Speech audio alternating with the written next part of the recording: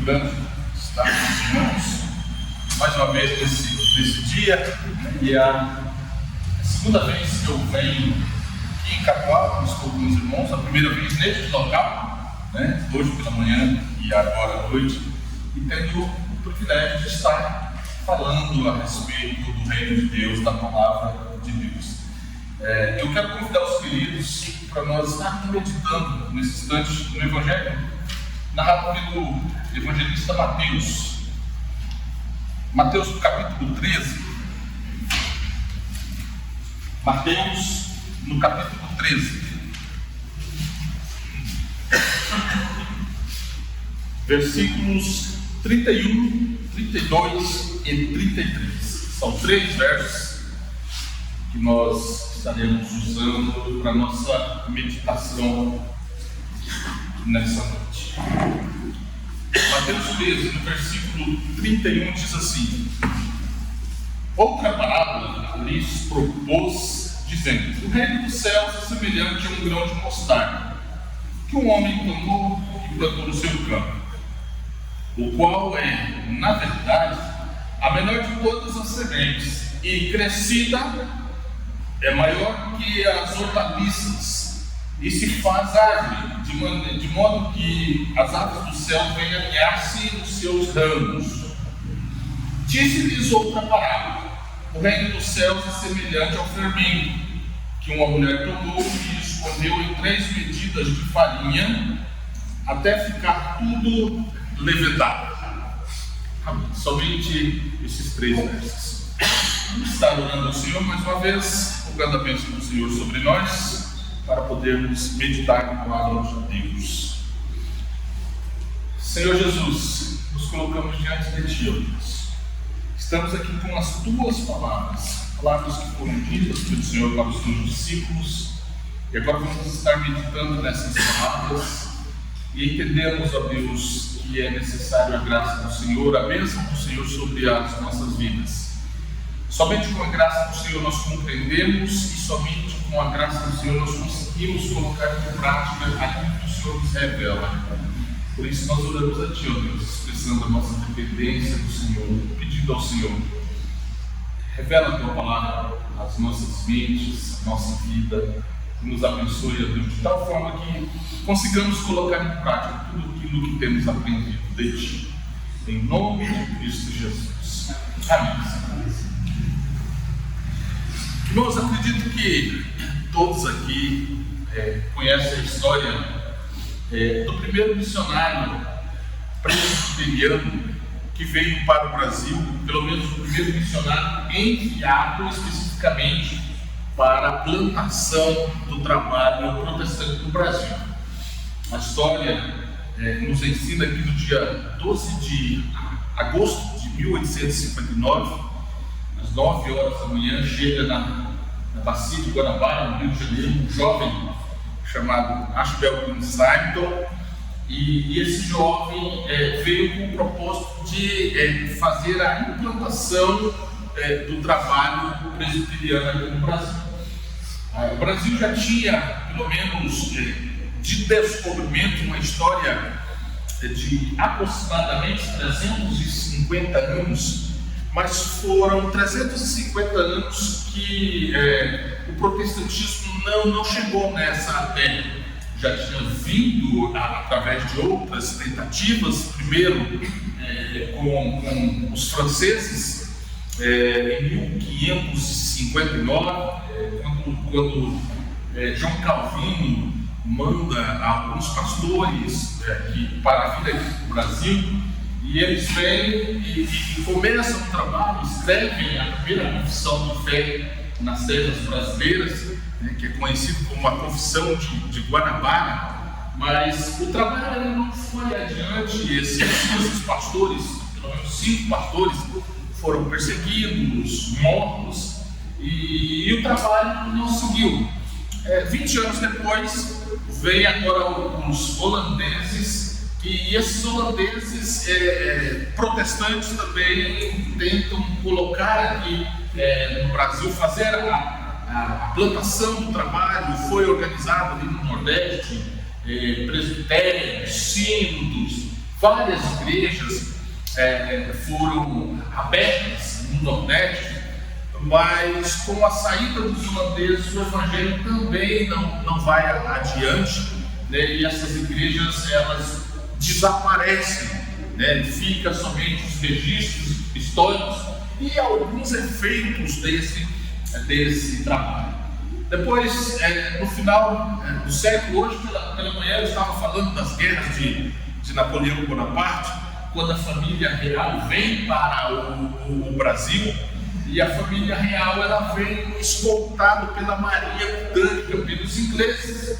E os ingleses eles são protestantes, e eles têm um tratado que é chamado o Tratado de 1810, em que esses protestantes poderiam chegar aqui no Brasil e eles não seriam perseguidos, desde que aqui no Brasil eles não evangelizassem, não tentassem catequizar as pessoas que estivessem aqui, e ao construir templos religiosos, não construísse esses templos com aparência de igreja. Podiam até construir os seus templos, mas tinham que tirar desses templos a cruz, as torres e os sinos, para que eles não tivessem aparência de igreja, para que não fossem perseguidos, porque a guarda imperial não conseguiria protegê-los em todo o estado brasileiro. E então, protestantes começam a chegar no Brasil, mas eles também não fazem trabalho de evangelização. Somente em 1859, depois da proclamação da independência, quando Dom Pedro I vai para Portugal, fica aqui o filho dele, e o filho dele, Dom Pedro II, então baixa um decreto autorizando a vinda dos protestantes, de pessoas de vários lugares, como Estados Unidos, Inglaterra, Escócia. E aí, com essa liberdade religiosa, a igreja presbiteriana manda para cá o primeiro missionário, que chega em 1859. Ele tem um ministério muito curto aqui, é um ministério de 8 anos.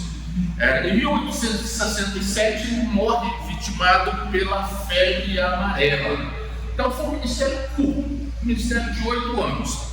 E segundo os registros do reverendo Júlio Andrade Ferreira, na História da Igreja Presbiteriana do Brasil, ele diz que quando Sartre morreu em dezembro de 1867, ele deixa aqui então no Brasil um presbitério que era composto por 4 igrejas: a igreja do Rio de Janeiro, São Paulo, Brotas e Lorena. Um seminário que tinha 4 alunos que foram os primeiros missionários brasileiros, literalmente nativos daqui. Deixa a imprensa evangélica e o sonho de que esse trabalho não iria parar. Apesar de, quando nós falamos assim, 4 igrejas organizadas, um presbitério, uma imprensa evangélica e um seminário, era um seminário que tinha 4 alunos e 4 professores. Era 4 igrejas que nós olhamos assim, rapaz, 8 anos, 4 igrejas no Brasil. Igrejas que tinham 20 pessoas, 30 pessoas, né? Quando nós lemos a história, a gente vê assim, e foi organizada a igreja em Brotas. Tinha 5 pessoas ali na igreja, foi organizada a igreja. Foi organizada a igreja de Lorena, tinha 17 pessoas.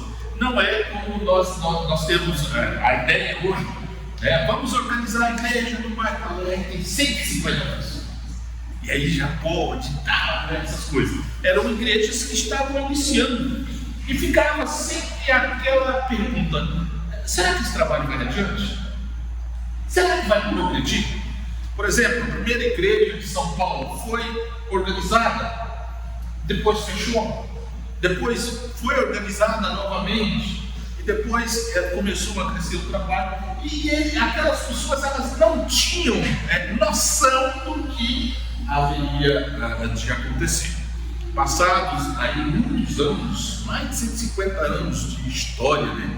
Nós temos hoje mais de 5.000 igrejas, só igrejas presbiterianas do Brasil, sem contar que temos aí presbiteriana renovada, presbiteriana independente, presbiteriana fundamentalista, e assim, várias outras denominações que saíram desse trabalho que iniciou tão pequeno, tão simples e de uma forma tão assim difícil, com tanto labor.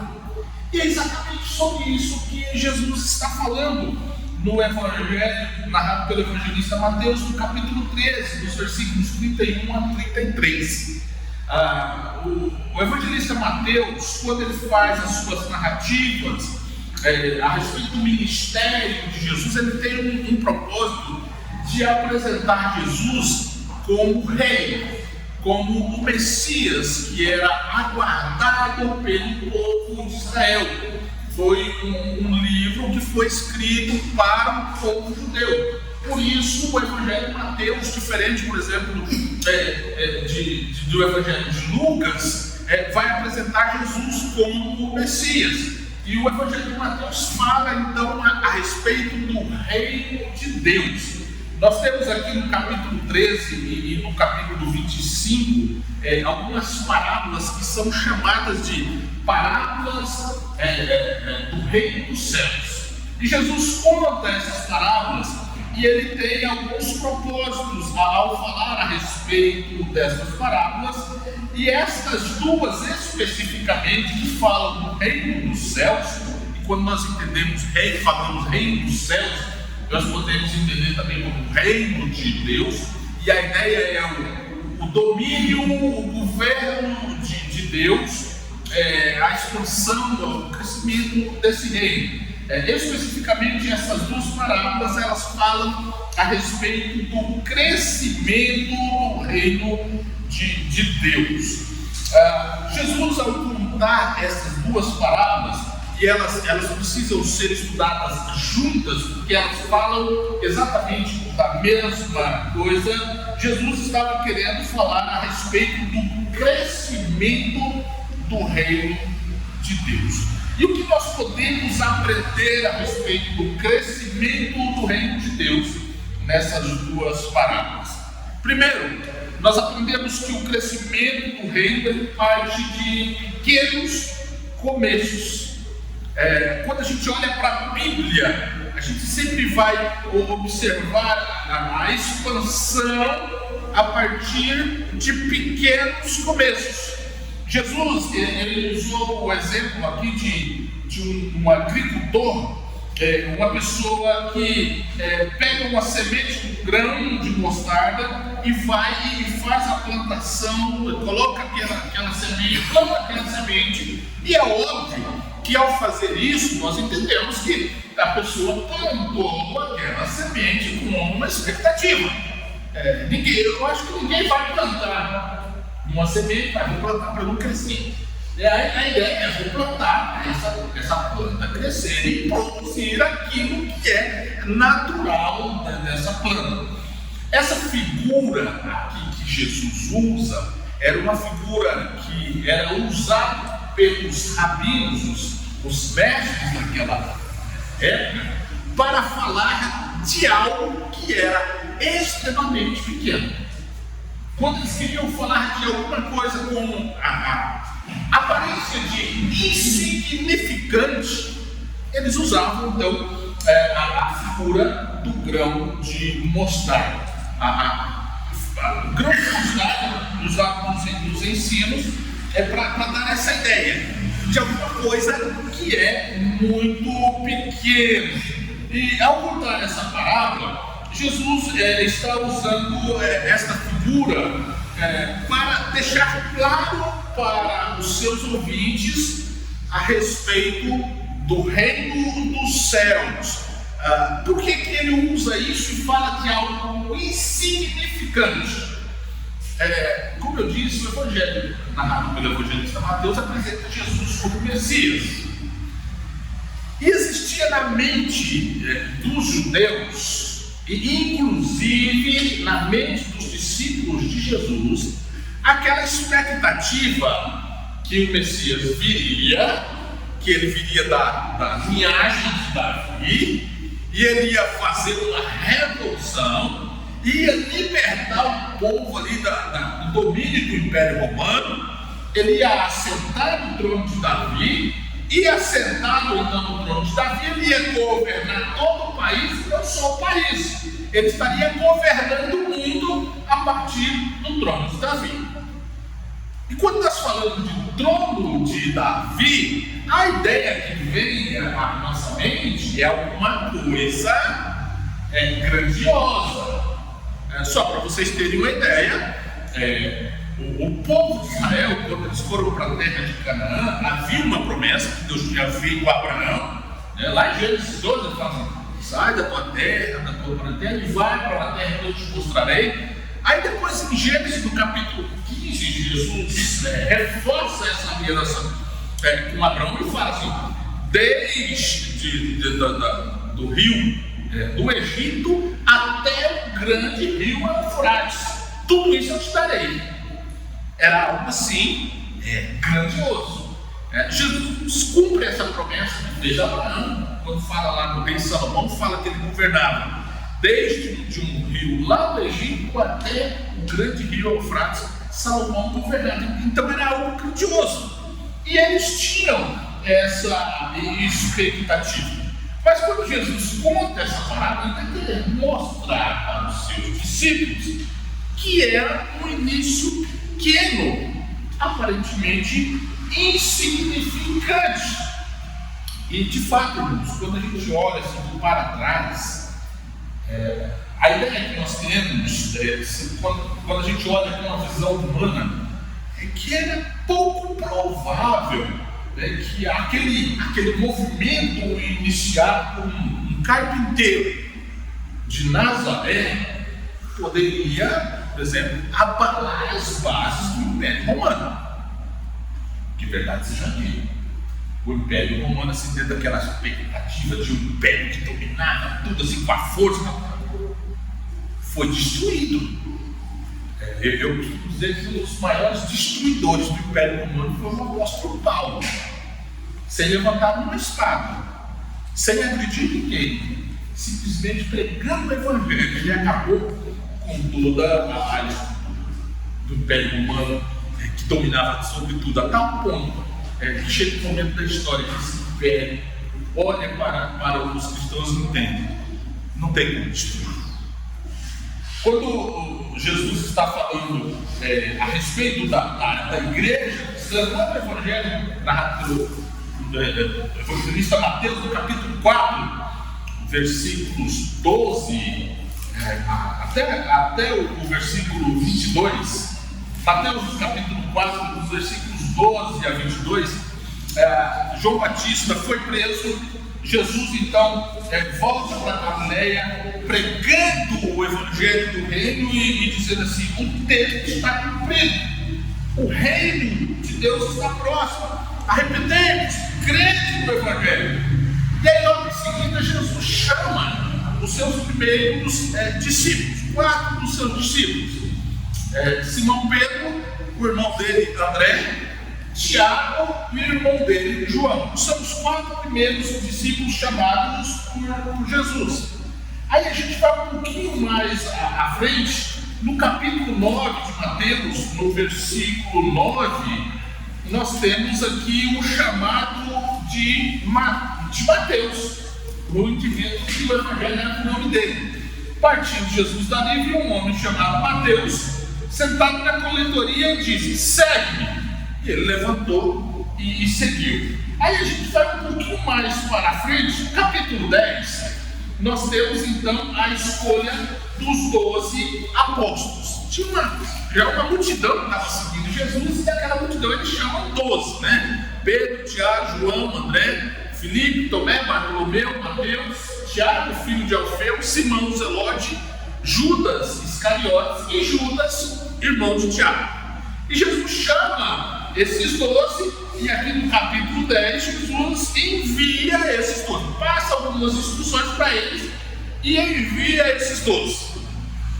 Aí, agora, eu olho e vejo: rapaz, o negócio está fluindo. Era 4, depois 5, depois lá, agora ele chama 12 e ele envia assim. Mas naquela época, não era assim. A visão era diferente. Se eu fosse um administrador, Com certeza. Eu não chamaria isso de assim. Se eu quisesse algo grandioso, eu não ia chamar, não. Só para a gente ter uma ideia. O primeiro a ser chamado foi o Simão Pedro. Colega, não, sanguíneo, né? Aquele indivíduo que falava primeiro, depois pensava, né? Sempre falava e às vezes falava umas coisinhas assim que Jesus teve uma vez que chamou ele de diabo, Satanás, né? Ele falou, Jesus, não vai para Jerusalém de lá. De mim, Satanás, você está cogitando as coisas de Deus. Numa outra situação, Jesus fala da sua mãe, esse aqui, pode deixar, mas eu não. Se preciso for morrer, eu vou por ti. Primeira oportunidade. É claro que, humanamente, eu vou tirar o chapéu para Pedro. Pedro, ele negou Jesus, mas ele só negou Jesus porque estava lá também, né? Os outros já tinham caído na capoeira. Jesus estava lá assim, e o Pedro, não, eu dei a minha palavra, eu vou, mas me pagou. Mas quando a vida dele estava em perigo, ele vazou fora, saiu fora, negou Jesus. Aí, Pedro, aí tem um dos dois, né?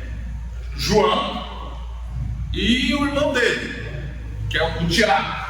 Aí mandou. O João é o discípulo do amor. O João o discípulo é a bênção. Ele chega na cidade onde o samaritano nasceu para levar Jesus. Quer que a gente caia de joelho e ore para Deus mandar fogo do céu queimar essas tralhas? É o discípulo do amor, tá, gente? João. Só para vocês terem uma ideia. Aí a pouco, eles são chamados, inclusive, filhos do trovão. Pra você ter uma ideia, não disseram, filhos do trovão. Aí Jesus vai chamar um tal de Mateus. Mateus era cobrador de imposto, era odiado por todo mundo, porque trabalhava no Império Romano. O Império Romano dominava sobre eles. Eles eram servos, vamos dizer assim, do Império Romano. Para que Jesus chama Mateus? E aí está pronto. Aí lá na frente, Jesus chama um outro, um tal de Paulo. O Paulo era gente boa, agarrava a mulher nos cabelos e puxava, pegava os maridos, matava, jogava no cárcere. Gente, é desse jeito que começa o reino. É desse jeito. E quando começou pequenininho. Aí você fala, pastor, mas a Bíblia fala que multidões seguiam Jesus. Legal, multidões seguiam Jesus. Mas depois da sua morte, quantas pessoas tinham? 120 permaneceram. Aí, esses 120 são os bons. Não era não. Era um começo inteiro, gente. E era um começo que não era feito pelas melhores pessoas. Eram pessoas difíceis. Era difícil de lidar com aquelas pessoas. Mas foi um começo que Jesus teve. E ele fala no reino de Deus como algo pequeno. Quando nós lemos Gênesis, no capítulo 12, Deus fala para Abraão, sai dessa terra e vai para a terra que eu te mostrarei. Farei de ti uma grande nação. Abençoarei os que te abençoarem, amaldiçoarei os que te amaldiçoarem. Aí você pensa naquela coisa grandiosa. Que era ele, a esposa. E depois de 25 anos esperando, era ele, a esposa e um filho. E depois, morre a esposa, só fica ele e o filho. Morre ele, só fica o filho. Mas vai acabar. Aí vem aquele filho em casa, tem 2. Daqueles 2, um é o filho da promessa, que sai 12 filhos. E demora pelo menos 430 anos para eles crescerem. O que eu quero mostrar com isso? O reino dos céus começa com pequenos começos. A gente às vezes tem aquela visão assim, aquela coisa grandiosa. não é assim. Só que Jesus, ao falar disso, ele fala dos pequenos começos, um grão de mostarda, um pouquinho de fermento que é colocado na massa.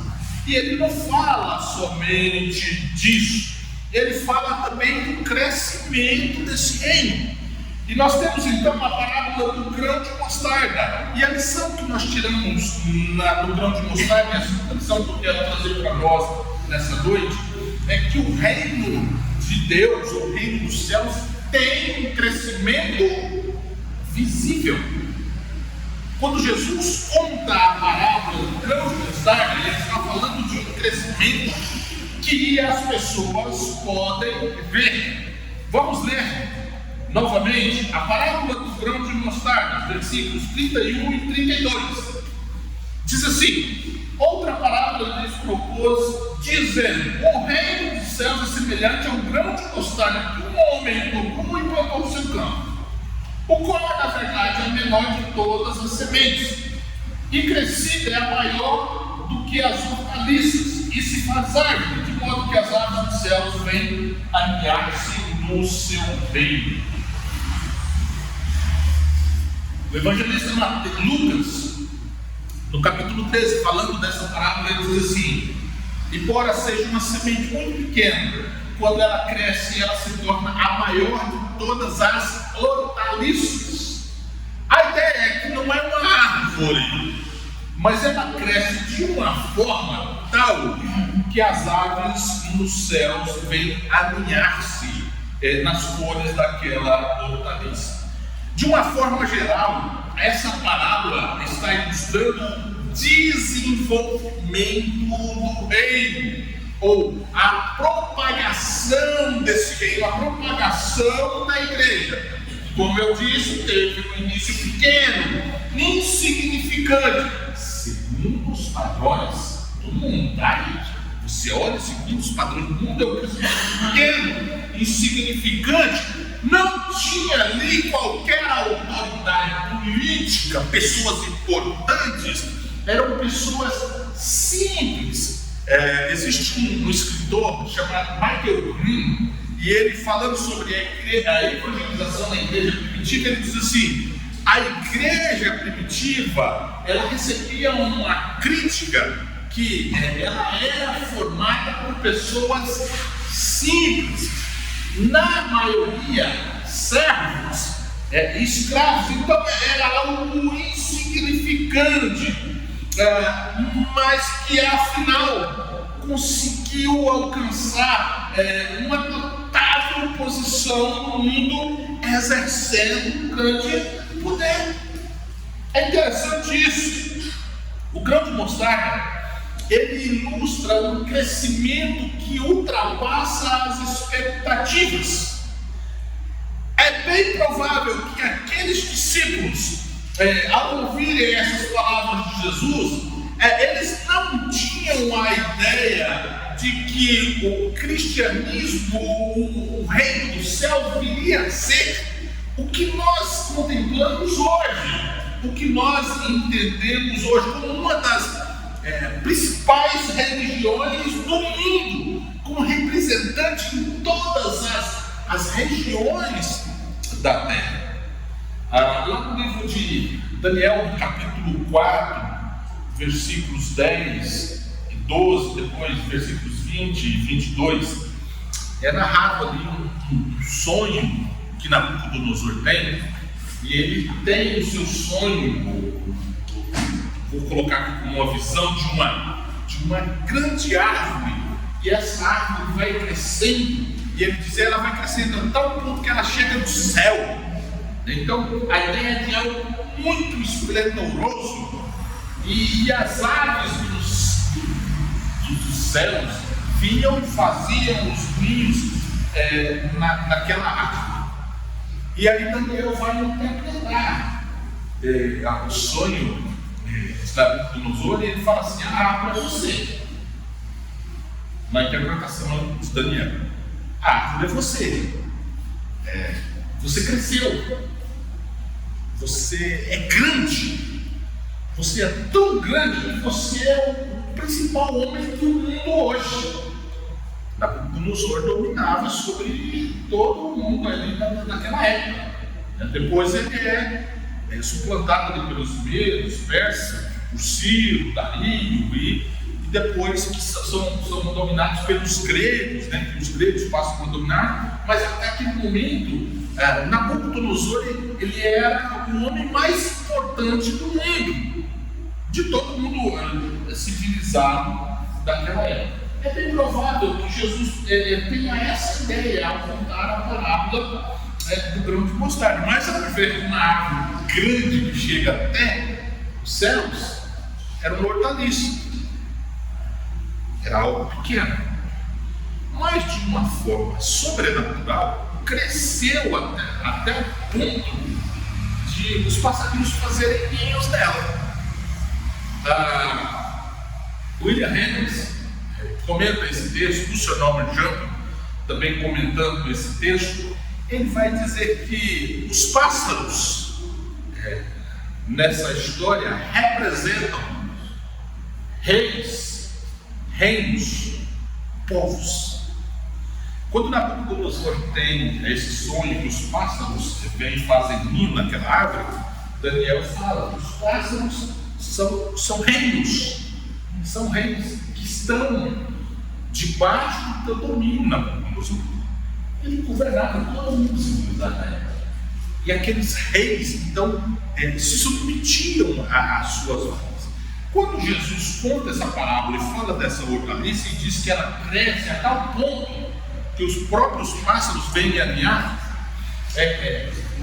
William Hendricks e Champlin, eles vão dizer que a ideia é a mesma ideia do sonho que está conosco.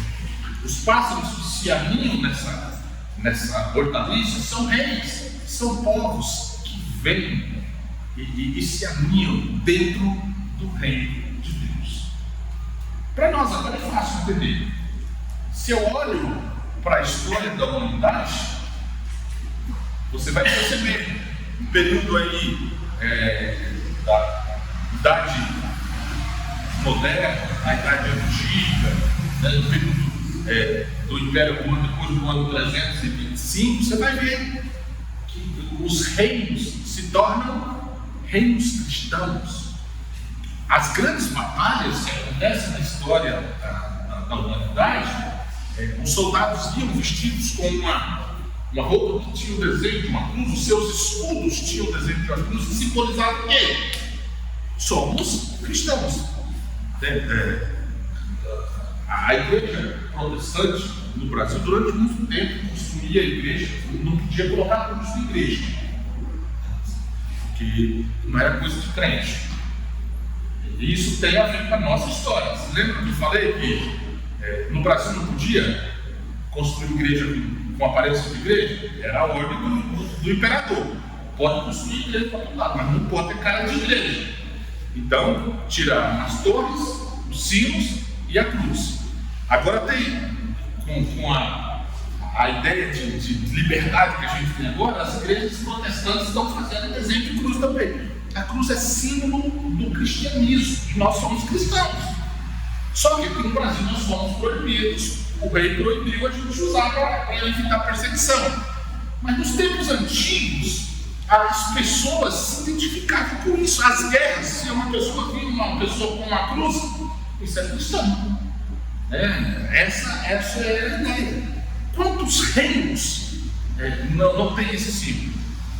Ingleses, alemães, italianos, escoceses, e assim sucessivamente a Europa toda é cristã. São os pássaros que vieram alinhar-se nesse reino.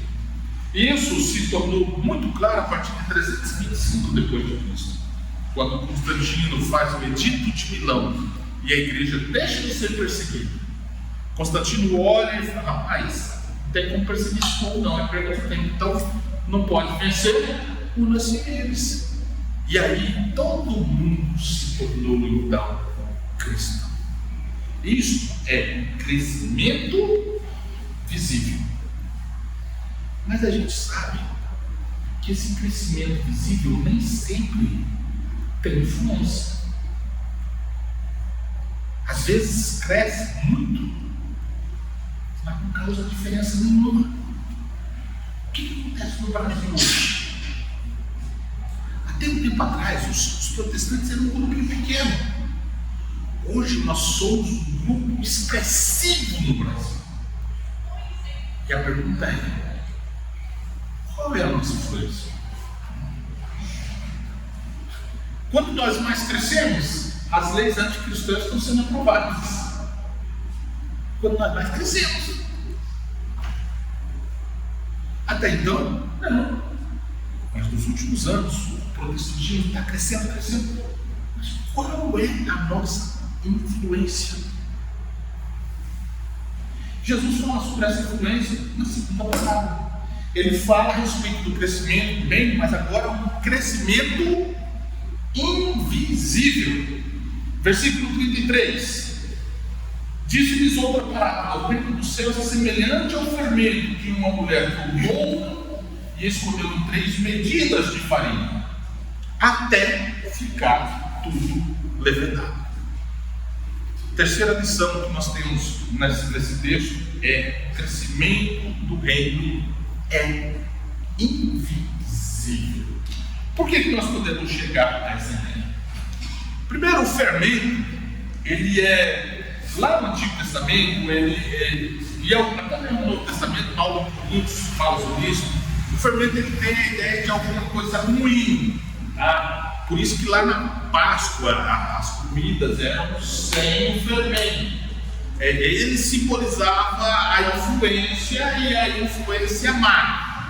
Mas aqui nessa parábola, Jesus não está falando de influência má. Jesus está falando de influência que você não enxerga a priori, você não consegue ver.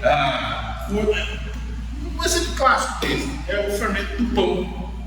Quando eu era aluno do IBRO, isso foi na década de 90, eu fui aluno do IBRO em 96 e 97. E nessa época, eu morava com os meus pais, não tinha morado ainda sozinho. Então eu não tinha muita experiência com as coisas do cotidiano. Por exemplo, eu não tinha experiência de lavar roupa. Quem fazia isso era minha mãe. Eu não tinha experiência de fazer comida. Quem fazia isso era minha mãe. Eu chegava em casa, eu estava com o café pronto, o almoço, imagina.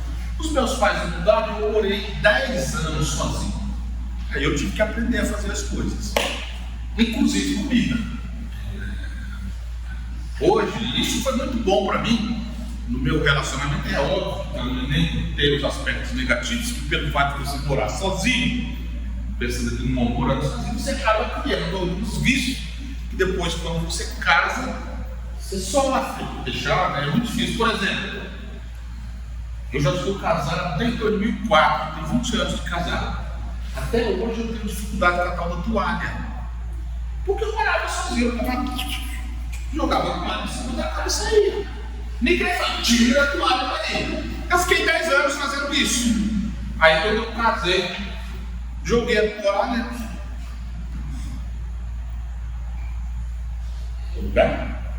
Vai ficar aí? E eu estou há 20 anos lutando com a toalha, tá, gente? Um vício de 10 anos, tem 20 anos que eu estou lutando com ela. Algumas outras coisinhas que eu fazia. Mas eu tive coisas muito boas também. Hoje a minha esposa, quando ela precisa sair de casa, ela fica tranquila. Ela pode sair e deixar eu com os meninos, que a gente não passa fome. Eu sei lavar, eu sei limpar a casa, eu sei cozinhar. Eu me queria viver sozinho. A casa fica limpa, não tem problema. Mas aí, no primeiro período ali do IBRO, o pessoal no final de semana saíam para ministério no final de semana, e sempre ficava um aluno do sexo masculino no IBRO cuidando.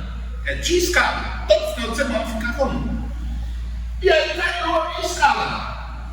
E aí eu falei, eu vou aproveitar que eu estou aqui e vou fazer uma gracinha com esse pessoal. E cada um foi para a sua igreja fazer o estágio. Eu fiquei lá sexta, sábado, domingo. No domingo à tarde, um colega meu que é Júlio de Moura, foi evangelista na igreja de Júlio de Moura, e ele fez estágio na segunda igreja, lá no presbítero, e ele me ensinou a fazer bolo. E ele me deu uma receita e eu anotei tudo. E aí, quando deu de tarde, eu disse assim, eu vou fazer o bolo. Estava sozinho, fui lá e comecei a fazer o bolo. Quebrar o ovo, mexer aqui, jogar o trigo, tudo ali, certinho. Levar ao fogo, levei no fogo, durante tantos minutos, naquele tempo certinho. Aí eu fui olhar o fogo, isso aqui mesmo, que fofinho. Falei, engraçado, os outros povos não crescem, ficam tão bonitos, o que está acontecendo aqui? E aí, mas já deu tempo de explicar esse negócio. Esperei mais um pouquinho, o bolo cresceu, eu vou tirar, senão vai torrar isso aqui. Tirei o bolo, fiquei, rapaz, que coisa esquisita. Na segunda-feira, todo mundo chegou, falei, gente, eu quis fazer uma gracinha, uma surpresa para vocês aqui, mas alguma coisa deu errado, mas eu vou mostrar para vocês. Pensa um bolo delicioso, literalmente, meu irmão. Não é delícia, eu acho que foi o bolo mais gostoso que eu fiz até hoje, mas ele ficou desse jeito. E aí eu falei, foi a receita que ele me passou e tal, olhando, tá certinho, moça, tá certo. O que aconteceu nessa? Aí o dono da receita chegou, olhou, moça, cadê o fermento? Você não falou de fermento? Claro que eu falei de fermento. Na sua receita não tem fermento. Bolo que cresce sem fermento. Ali eu aprendi. Quando você coloca o fermento no pão, você vê ele no pão? Você não vê. Você sente o gosto do fermento? Ai, que fermento gostoso. Você não sente. O que você vê do fermento no pão? O efeito. Se você colocar fermento, ele cresce. Quando a minha esposa faz o pular, às vezes tem um problema que ele cresce e torna. É o efeito do fermento. Quando Jesus diz assim, o reino dos céus é semelhante ao fermento que uma mulher tomou e escondeu 3 medidas de farinha, está querendo dizer, quando eu estou falando isso, gente, estou falando do efeito do reino dos céus. Um efeito que a gente olha você não vê, mas com o tempo você vai contemplar o resultado. E como que nós vemos isso? Nós vemos isso através do propósito transformador do Evangelho. A pessoa recebe Jesus como Salvador, você olha, ela continua igual, ela não muda. Eu vou dizer, talvez fica mais bonita. Às vezes fica mais bonita uma pessoa que recebe Jesus, porque ela tem vícios que ela deixa, mas você olha, é a mesma pessoa. Você consegue enxergar o efeito com o tempo. A palavra de Deus fala assim, aquele que mentia, não minta mais. Aquele que roubava, não rouba mais. Aquele que fazia isso, agora não faz mais. Então, e a gente vê claramente isso acontecendo na história da humanidade. Quando o Paulo chega em Tessalônica, ou melhor, em Tessalônica, Atos 17, versículo 6, e aí tentaram prender ele, não conseguiram achar. Paulo e Silas foram na casa de um homem chamado Jason, que tinha recebido Paulo, pegaram aquele indivíduo, levaram para a praça pública, acusaram ele diante da sociedade e falaram assim, aqueles que têm transtornado o mundo chegaram até nós. E Paulo transformava o mundo não fazendo mal, mostrando a transformação que o Evangelho causa. A gente consegue ver isso na história da humanidade? Conseguimos claramente ver isso na história da humanidade. O reino ele não cresceu somente de forma visível, mas ele cresceu também nos seu efeito invisível. Por exemplo, gladiadores romanos, homens, mulheres morriam naquele coliseu e as pessoas aplaudiam. Quando que parou de acontecer isso? O dia que um homem cristão entrou no meio de uma batalha e tentou parar aquela batalha. Telêmaco, um ermitão, respeitado por todos. E ali naquele momento ele morreu tentando parar aquelas batalhas. O imperador olhou aquilo e falou: acabou. Ninguém mal morre mais aqui em batalhas. Com isso, acabou os gladiadores de Roma. William Carey, quando saiu para fazer missões na Índia, ele chegou lá e viu algo que era esdrúxulo. Uma mulher casada e o marido dessa mulher morria. E poderia ambos ser novos. Se o homem morria, quando ele era enterrado, a mulher era enterrada junto. E a explicação que eles davam para que espíritos maus não viessem tomar conta do corpo daquela mulher. William Carey chega na Índia com o Evangelho do Senhor Jesus Cristo e fala: isso não pode ser uma abominação, e conseguir acabar com essa lei em toda a Índia. É o efeito do Evangelho. A escravidão que existia no mundo, a escravidão racial, os ingleses combateram, William Wilberforce combateu isso, um cristão. Gente, isso não é certo, a Bíblia não permite esse tipo de coisa. Eu disse para os irmãos que nós crescemos o número de protestantes no Brasil, mas parece que a nossa influência tem diminuído de tal forma que leis que são contra o Evangelho estão sendo aprovadas. E só não foram aprovadas antes porque pessoas que ainda têm o temor de Deus combatem. É influência. O mundo precisa ver a influência do reino de Deus, o seu crescimento invisível. A graça de Deus ela não pode ser detida, ela produz um novo ser. Paulo fala em 2 Coríntios 5,17 que ele está em Cristo, é nova criatura. As coisas velhas se passaram, isso tudo se fez novo. O primeiro sermão que eu preguei aqui, lá naquele local que nós tivemos, eu não me lembro o nome. Não, aqui na cidade. Isso. Lembra? Nós precisamos ser o sal da terra do mundo. Ou seja, precisamos influenciar o mundo em que nós estamos vivendo. Jesus diz: o crescimento do reino ele começa pequeno. O crescimento do reino tem resultados visíveis. Qualquer pessoa olha e consegue enxergar. Mas o reino ele tem também, ele cresce de forma invisível. Você não consegue enxergar dentro da pessoa, mas o Espírito que está ali vai mudando, vai transformando a vida das pessoas.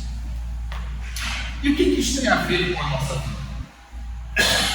Como que isso se aplica a nós? Nós estamos, queridos, iniciando abril do ano passado, começou um novo trabalho do ministério. Se a gente olhar para a igreja presbiteriana no Brasil, vamos pensar, vamos ser bem barrista. Se a gente olhar para a igreja presbiteriana do Brasil, o que nós somos? Nós somos o Grãozinho de Mostarda. Nós temos mais de 5 mil igrejas presbiterianas no Brasil. Nós somos um grupinho pequeno disso. Grupinho bem pequeno. O que isso muitas vezes causa nas pessoas?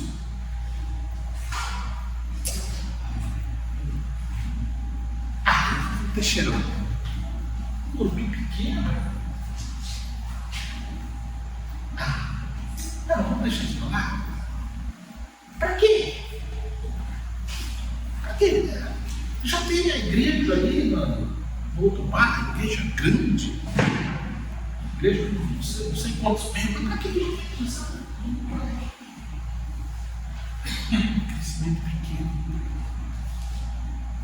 Mas Jesus deixa bem claro: esse grão de mostarda não cresce. Esse grão de mostarda, ele vai crescer a tal ponto que as aves do céu se abriram. Mas o que vai adiantar se esta igreja começar a crescer igual um grão de mostarda, mas não crescer igual o fermento, a massa do pão? Nós precisamos ter um crescimento, sim, visível, mas precisamos desse crescimento invisível. Você tem que influenciar no mundo que você vive.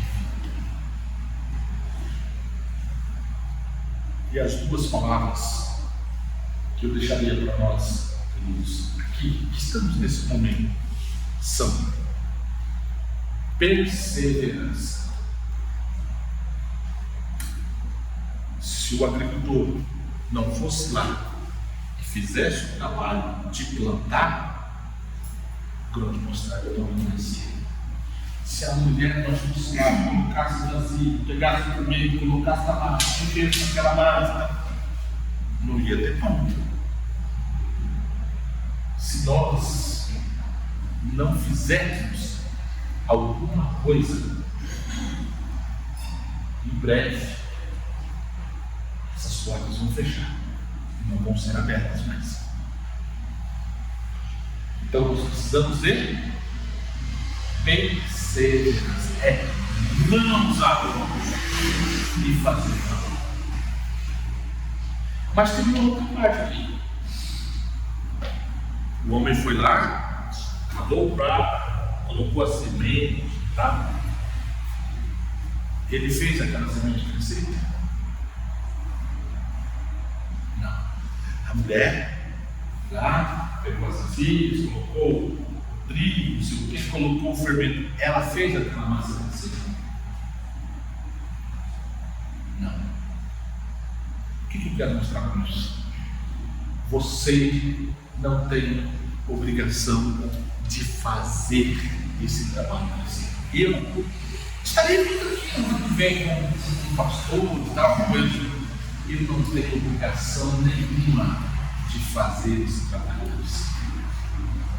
O que você e eu temos é a obrigação de colocar a semente, cuidar dessa semente, de colocar o fermento, mexer a massa.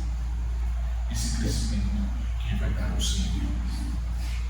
Mas ele só vai dar crescimento ao trabalho que for feito. E esse é o desafio que nós temos hoje. Fazer a obra do Senhor. Como Sartre, que chegou, pregou o Evangelho, com 8 anos morreu, tinha 4 igrejas pequenininhas.